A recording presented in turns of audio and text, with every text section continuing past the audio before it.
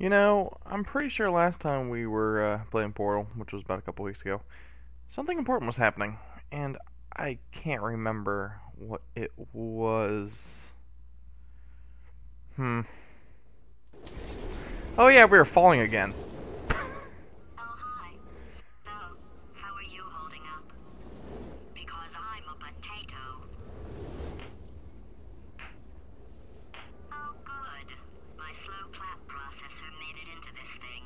So we have that. I know I made that joke before, Since but it shut up. doesn't look like we're going anywhere, well, we are going somewhere, alarmingly fast, actually. But since we're not busy other than that, here's a couple of facts. He's not just a regular moron. He's the product of the greatest minds of a generation, working together with the express purpose of building the dumbest moron who ever lived. And you just put him in charge of the entire facility. Good, that's still working. Hey, just in case this pit isn't actually bottomless, do you think maybe you could unstrap one of those long fall boots of yours and shove me into it? Just remember to land on one foot. Oh, so that's why we can fall down long distances, because we have fall boots, apparently. They're not in style in the wintertime, though, because they're fall boots. See what I did there? That's funny.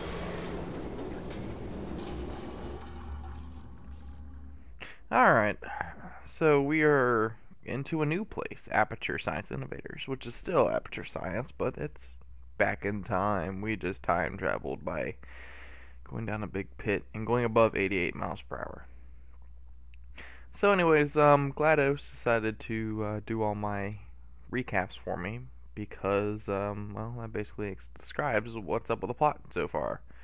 GLaDOS is a potato, and, put Wheatley in charge of the facility, and he was designed by Appature Science to control GLaDOS by making a stupid core that would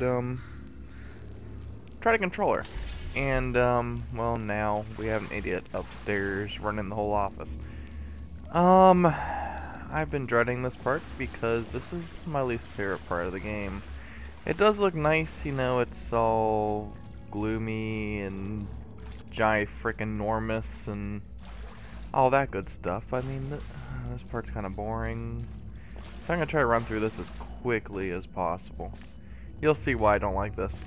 But, it is a nice contrast to what we've been, encountering so far with all the test chambers and stuff. Now it's kind of nice to have an open world where we can kind of explore a little bit more. Although we're still on a linear path and there's only select places where we can put portals, which is the big problem I have with this. We had this big open environment trying to find portals to portal to. Usually they do a good job, but especially in your first playthrough, there'll be a couple times where you're just like, what? Where am I supposed to go? Like, right now, where am I supposed to go? I think I'm just supposed to go down, aren't I? Yeah, okay. Don't know what that wall was for, but I'm sure it was doing something. So, what have you guys been up to? I've been kind of busy lately. I've just had my first batch of midterms, actually. That's why I've been pretty busy and haven't been doing these. This enrichment shaft contains unsafe quantities of cosmic ray speculation elements. I haven't heard of it before. Condemned. Vindication order for 6/15/1961. That's right, we are back in time past 1961. So, although they never give us a real, I don't think they give us a time frame for when this, like right here, how you supposed to know there's supposed to be a portal spotted up there. Although, I guess the vindication order kind of gives you a good idea. But, I digress. I think you can actually get down there without using a portal. Yep, screw your portals. I just broke the laws of the game. I'm such a bad boy. But, yeah. Some interns have been kind of annoying, and I actually did record this part back in the past, like, 2 weeks ago. And I was stupid at the end of the recording. Instead of, you know, stopping the recording, saving everything, then taking my recording software down, I tried to disassemble my recording software first and disconnected way too much stuff at one time. My computer crashed. So I was not very happy about that. Alright. Now, I do have one question. Why are big doors always circular? I never understood why big vault doors are circular. I mean, it seems very inefficient, a waste of space, but that's just me. Just seems kind of silly is all. But that's just me being random. So it looks like we're going into... Wow, I'm surprised I made that. Looks like we're going to chest chamber 9. Do not enter. Sealed in 1961, as we read earlier. So in order to open this door, like, you know, like missile commands and crap, we gotta pull 2 keys simultaneously. So thank God we have our portal gun, because we can now press 2 buttons at once. So yay, there's that. And we're gonna walk up here and watch the door open, because that will be exciting. Now, I'm not gonna lie, my exams are not the only reason that I have been kind of lazy. This game called Fire Emblem also came out, and that has been pretty much taking up the rest of my free time. And the fact that I made friends and play euchre like all the time at school now. But yes, Portal 2. Not Portal 2. The game we're playing is Portal 2. I want to talk about Fire Emblem, because that is a fun-ass game, and you haven't played yet. I feel incredibly bad for you. Go buy it. I was pretty hesitant at first until I saw the review and saw everybody was raving about it. I've never been into the Fire Emblem series, nor did I really know what it was about. So I kind of picked it up on a blind run. I actually went to about 15 or 16 different stores and finally found it at Toys R Us after about 2 weeks of searching. But man, that game grips you. It's ridiculous. Just, you wouldn't think like an RPG element like that. I'm playing on hard difficulty, and if your characters die, you can't use them again. So I mean, the amount of feeling you put into the characters, and also there's a big pool of death water. Death water. God. Yeah, the amount of feeling you feel for the characters, and the amount, like, I'm sure you guys have heard of the whole parental system by now, and the fact that you can build up relationships and actually get your characters married in the game. My character is married to... Appature Science. Astronauts, war heroes, Olympians, you're here because we want the best. And you are it. So, who is ready to make some science? I am. Now, you already met one another on the limo ride over, so let me introduce myself. I'm Cave Johnson. I own the place. That eager voice you heard is the lovely Carolyn, my assistant. Rest assured, she has transferred your honorarium to the charitable organization of your choice. Isn't that right, Carolyn? Yes, sir, Mr. Johnson. She's the backbone of this facility. Pretty as a postcard, too. Sorry, fellas. She's married. To science. Okay, I forgot that Cave Johnson talks. That is Cave Johnson. He owns Appature Science at this point in time. He is the CEO, the big honcho, the head honcho. And we also met Carolyn, who is his assistant. So I'm sure we'll be hearing more from them now. Every day here in our enrichment spheres. I can't personally oversee every one of them, so these pre-recorded messages will cover any questions you might have and respond to any incidents that may occur in the course of your science adventure. Your test assignment will vary depending on the manner in which you have bent the world to your will. Those of you helping us test the repulsion gel today, just follow the blue line on the floor. Those of you who volunteered to be injected with praying mantis DNA, I've got some good news and some bad news. Bad news is we're postponing those tests indefinitely. Good news is we've got a much better test for you. Fighting an army of mantis men. Pick up a rifle and follow the yellow line. You'll know when the test starts. Okay, so looking at this real quick, it looks like Appature Science used to be a place to sell shower curtain fixtures. So that's pretty interesting. Cave Johnson bought a salt mine for testing, which is where we are currently. You can see his little salt mine trophy here. He also, stupid potatoes. Potato science. It's a good thing. And there's some molecules here. Well, that's got a proton and 3 electrons, so I guess that's supposed to be beryllium, maybe? I don't know. Anyways, what we got here? God, that's too far. U.S. Department of Defense, Contract of the Year, runner-up. And runner-up again. So he was runner-up, looks like 2 years in a row? Nope. I don't know where 1993 is. So that's interesting. Anyways, we're gonna go test the repulsion gel because that's what we want to do. So there's supposed to be a blue line on the floor somewhere. Or you can probably just go through this door, honestly. Yeah. Just go through the door.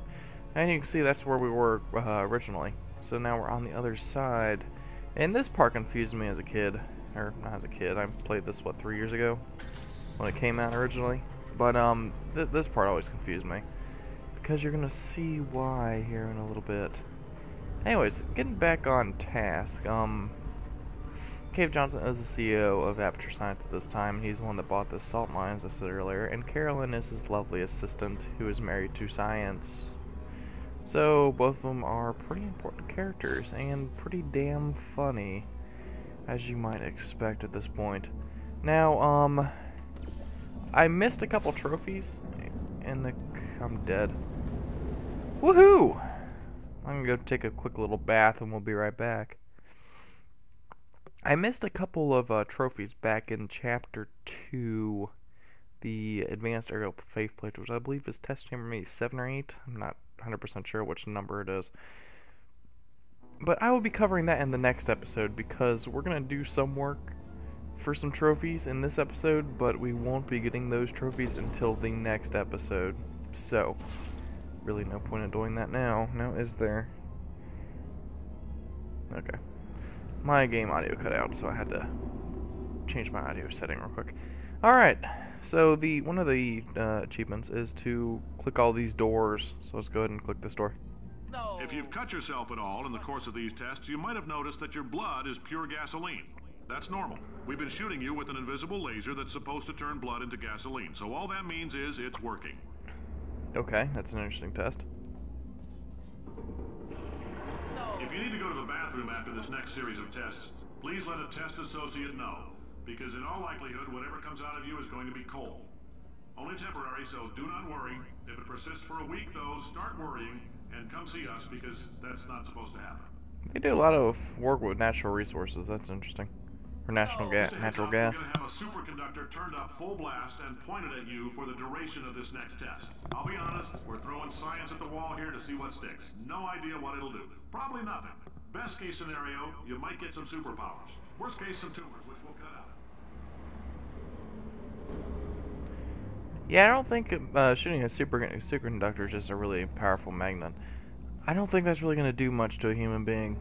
Anyways, as you can see here, we've got a angled wall here that we can do something about, but we don't know how to make that jump. There's really nothing here. However, if we go back over here, and this is the part that always confused me as a kid, and I never would have thought to do this. It took me a grand while to figure this one out. We're just gonna jump down the elevator shaft, and there's a portal spot right there. So let's do that. New portal drinking game. If I jump more than 50 feet, you take a drink. Or if I fall down a big elevator shaft, you have to drink the whole bottle, and you will be dead very, very soon. Okay, so Pump Station Alpha. Let's go and turn on Pump Station Alpha, which we have to do to continue on with the game. So that's kind of important. Down here, I don't believe there's much anything. You can look around. I don't believe there's anything at all. Not 100% sure, but I'm pretty damn sure there's nothing down here. I think this is only if you just happen to fail at going up, I guess? I don't know. Because all you have to do is go up here. And I believe you have to go to the, you have to go to the top. Little shaft up here. And there we go.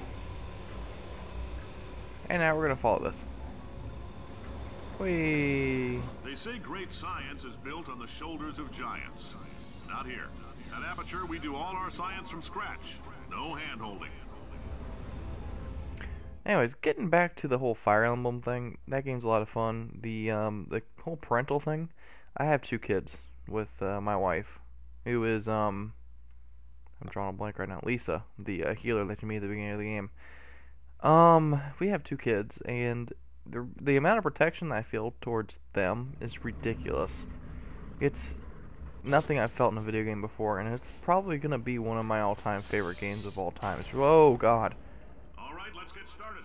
This first test involves something the lab boys call repulsion gel. You're not part of the control group, by the way. You get the gel. Last poor son of a gun got blue paint. All joking aside, that did happen. Broke every bone in his legs. Tragic, but informative. Or so I'm told.